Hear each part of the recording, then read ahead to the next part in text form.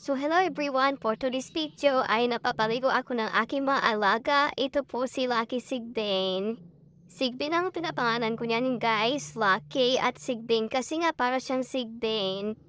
Malawlaw ang tiyan niya at para siyang ballerino kasi sobrang lambot ng katawan niya kaya Lucky Sigbin ang pangalan ko. Napakahirap ito paliguan.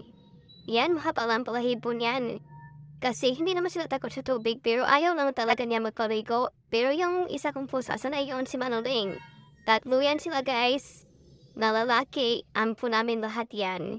So ito ay nasa kulungan ng lagi yan. So ito naman ang 1-year-old din half sila si Manoling. Kung naalala niyo ang alaga ko na si Manoling. Ayan.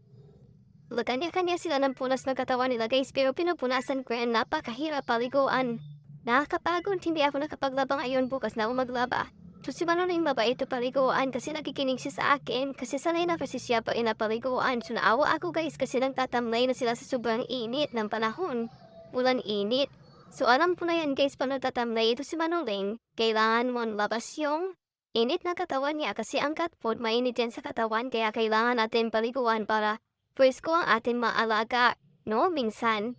Ito naman ampo namin lalaki yan sila lahat guys. Ampo namin si Imaw. Tinatawag ko yung Imaw kasi ang ilig-ilig niya ang mga amoy ng omega. Yung haplas ipikasin kapag naghaplas ka na.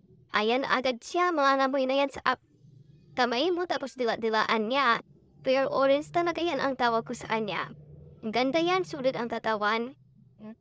So ayan ang po to this video natin. Pinapaliguan natin ng ating mga alaga. Ayun na ako na-update sa kanila. Thanks for watching guys. Bye-bye!